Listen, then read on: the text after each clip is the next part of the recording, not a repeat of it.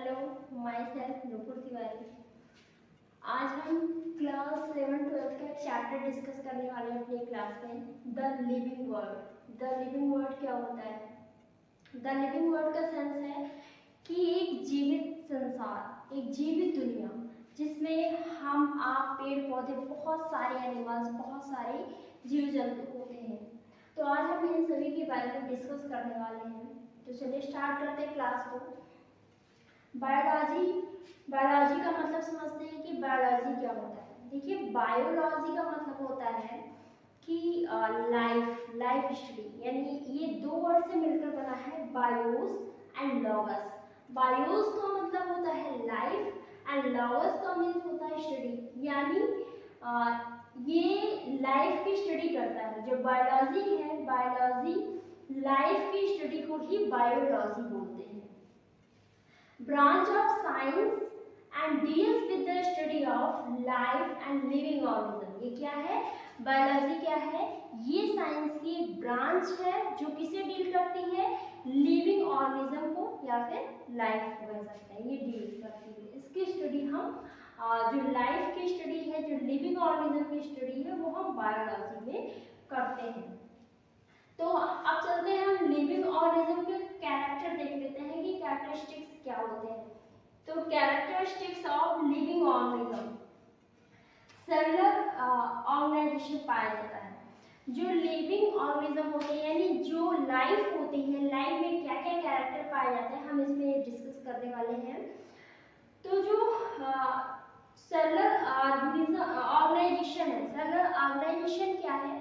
देखिए, जो हमारी बॉडी होती है या फिर कोई भी लाइफ है, उसकी जो बॉडी होगी वो सेल से मेडअप होगी, यानी सेल से बनी होती है।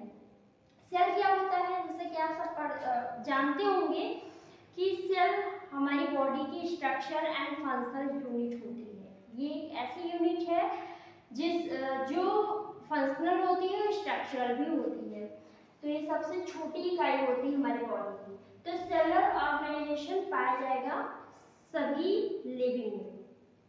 It refers to the composition and arrangement of cell in the body.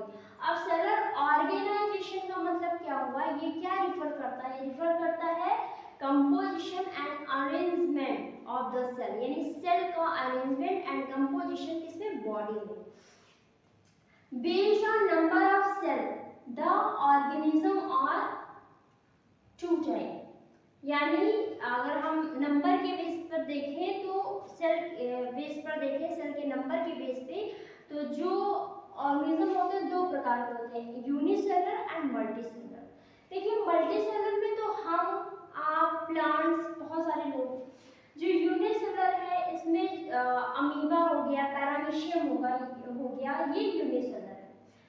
तो इसमें हमने डिस्कस किया, ये चीज आपको समझ में आया होगा कि जो लिविंग ऑर्गेनिज्म होंगे, जो लाइफ होगी, उसमें सेल प्रेजेंट होगा, यानी सेल से ही उसकी बॉडी फॉर्म होगी, और सेल का एक अरेंजमेंट पाया जाता है, कंपोजिशन होता है, पूरा बॉडी तभी फॉर्म होगी।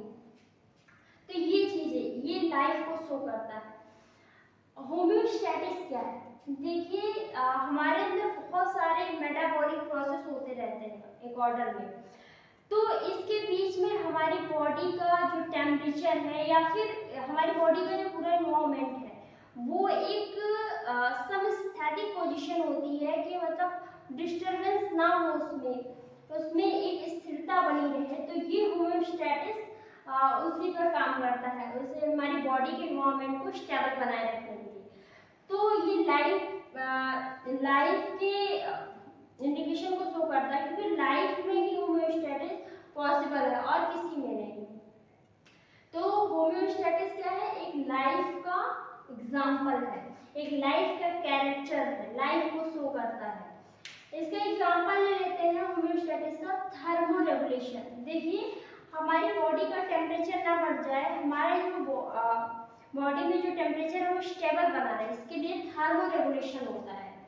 अगर इसका फेलियर हो जाता है, इट्स फेलियर लीड टू, अगर इसका फेलियर हो जाता है तो हमें दो कंडीशन हो सकती हैं, एक हीट स्ट्रोक होता है, एक हाइपोथर्मिया होता है। हीट स्ट्रोक क्या होता है?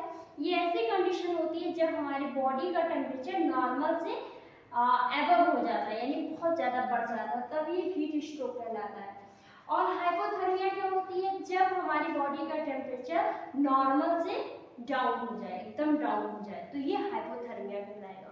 और ये किस कंडीशन में होगा? जब थर्मोरेगुलेशन का फेलियर हो जाएगा। और थर्मोरेगुलेशन किसका एग्जांपल? होम्योस्टैटिस का। यानी आपको ये समझ में आया होगा, जो लाइफ है, जो लिविंग ऑर्गेनिज्म है, उनमें सेलुलर ऑर्गेनाइजेशन होगा, उनमें होम्योस्टैटिस होगा। आप लोग आई होप होम्योस्टैटिस को समझ पाए होंगे कि क्या होता है। होम्योस्टैटिस हमारी बॉडी के इन्वायरमेंट को कंट्रोल करता है, स्टेबल करता है, कि हमारा टेम्परेचर ना बढ़ जाए ना ज़्यादा कम हो जाए, जो भी हमारे अंदर मेटाबॉलिक प्रोसेस होते हैं उसके अकॉर्डिंग ये वर्क करता है। ग्रोथ, देखिए कोई भी लिविंग ऑर्गेनिज्म है उसमें ग्रोथ जरूर होगी। और ग्रोथ क्या होता है? जब मास, बॉडी का मास बढ़ता है, नंबर ऑफ सेल्स इंक्रीज होते हैं, तो तब हमारी बॉडी का ग्रोथ होता है, हमारी बॉडी बढ़ती है। जैसा कि आप सब जानते हैं, हम बच्चे होते हैं फिर बड़े होते हैं, तो ये लिविंग का ही कैरेक्टर है। हम बच्चे होंगे, बड़े होंगे, फिर बूढ़े भी होंगे, तो ये सारे ग्रोथ की ही प्रोसेस होती है, हमारी बॉडी ग्रो करती रहती है। तो ये ग्रोथ, जो मल्टी सेलुलर ऑर्गेनिज्म है उनमें सेल डिवीजन होता रहता है, और सेल डिवीजन से उनकी बॉडी ग्रोथ करती है। क्योंकि जो यूनिसेलुलर ऑर्गेनिज्म है उनमें जब सेल डिवीजन होता है तो वो रिप्रोडक्शन के लिए होता है, रिप्रोडक्शन होता है उनमें, तो सेल डिवीजन होता है। पर जो मल्टी सेलुलर ऑर्गेनिज्म है उनमें जो सेल डिवीजन होता है वो ग्रोथ के लिए होता है। जब ग्रोथ होना होता है, मतलब सेल डिवीजन के द्वारा उनमें ग्रोथ होती है। मेटाबॉलिज्म, मेटाबॉलिज्म में क्या है? हमारा जो हमारी बॉडी में बहुत सारी केमिकली प्रोसेस होते रहते हैं जो कैटालाइज होते हैं बाय एंजाइम, एंजाइम के द्वारा वो कैटालाइज होते हैं। तो जैसे रिस्पिरेशन हुआ, डाइजेशन हुआ, तो ये सारी चीजें मेटाबॉलिक प्रोसेस के अंतर्गत आती हैं। ये भी दो प्रकार का होता है, कैटाबॉलिज्म, एक एनाबॉलिज्म। कैटाबॉलिज्म में क्या होता है? कैटाबॉलिज्म में इसका एग्जांपल है रिस्पिरेशन, इसमें एनर्जी रिलीज होती है, यानी लॉस होती है इसमें एनर्जी। और जो एनाबॉलिज्म है, एनाबॉलिज्म में एनर्जी गेन होती है, यानी स्टोर होती है एनर्जी। ये है इसका एग्जांपल फोटोसिंथेसिस, यानी इसमें एनर्जी गेन हो रही है, इसमें स्टोर हो रही है एनर्जी, एंड इसमें एनर्जी रिलीज हो रही है। रिप्रोडक्शन, रिप्रोडक्शन क्या है? रिप्रोडक्शन एक ऐसा प्रोसेस है जो बहुत ही कॉमन है सभी लिविंग ऑर्गेनिज्म में, और ये बहुत ही मस्ट कैरेक्टरिस्टिक्स है, क्योंकि हम यहाँ पर किसी का भी जो जीवन है, यानी जो लाइफ है, वो स्टेबल नहीं है। तो हमारे अंदर ये कैपेसिटी होती है कि अगर हम आज यहाँ पर ना रहें, फिर भी हम अपने जैसे संतानों को यहाँ पर उनकी उत्पत्ति कर सकते हैं, उनको जन्म दे सकते हैं, बर्थ कर सकते हैं उनका इस अर्थ पर, जिससे हमारी एग्जिस्टेंस बनी रहे उनके रूप में, उनके फॉर्म में। तो रिप्रोडक्शन इसीलिए होता है, और ये सभी लिविंग ऑर्गेनिज्म में होता है, ये लिविंग का कैरेक्टर होता है, चाहे वो एनिमल हो या प्लांट्स हो, सभी में। तो रिप्रोडक्शन बहुत ही मस्ट है, क्योंकि आप देखिए कि अगर एक प्लांट है और उस प्लांट से सीड ना बने, उससे नया प्लांट ना बने, तो अगर वो प्लांट डेथ हो जाए उस प्लांट की, तब तो उसका एग्जिस्टेंस ही खत्म हो जाएगा। तो ऐसा नहीं होता, इसीलिए रिप्रोडक्शन बहुत ही मस्ट होता है। तो रिप्रोडक्शन आई होप आपको समझ में आएगा कि क्या होता है, अपने जैसे संतानों को उत्पन्न करना ही रिप्रोडक्शन कहलाता है, ऑफस्प्रिंग को जन्म देना, बर्थ करना।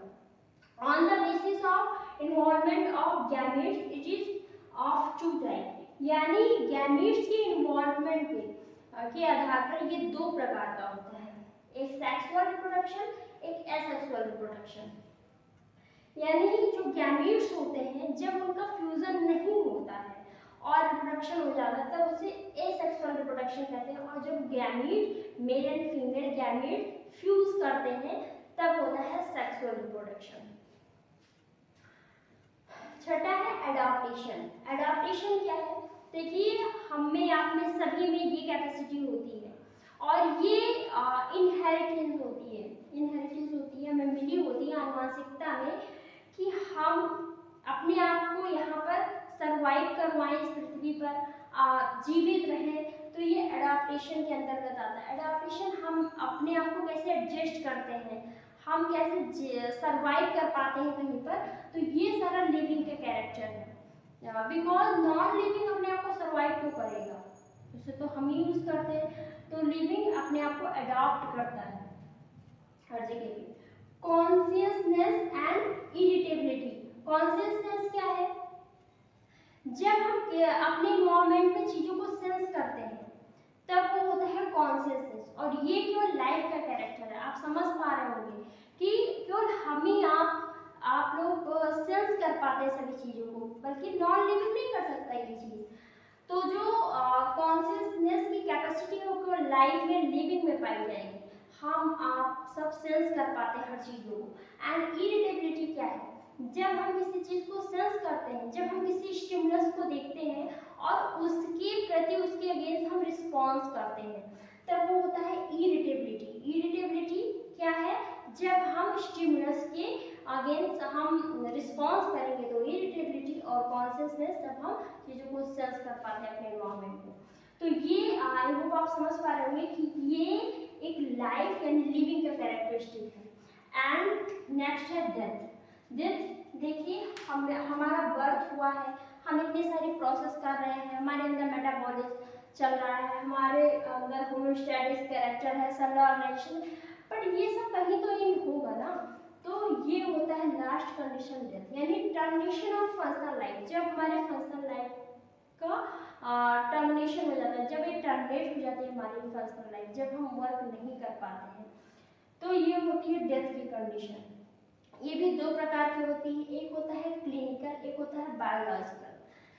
जो क्लिनिकल है, क्लिनिकल क्या होता है, जब हमारी वाइटल एक्टिविटीज यानी वाइटल फंक्शन जब स्टॉप हो जाते हैं तब तो होता है डेथ। लेकिन जो कुछ ऐसा हमारे अंदर कुछ ऐसा प्रोसेस होता है जो हमारी बॉडी को रेगुलेट करने में हेल्प करता है, कंटिन्यू कराता है हर वर्क को, जब वो स्टॉप हो जाता है, जैसे हार्ट बीट हमारा बंद हो गया, क्लोज हो गया, नहीं काम नहीं कर रहा है, तब ऐसे डेथ को क्लिनिकल डेथ बोलेंगे, जब हमारी हार्ट बीट वर्क ना करे।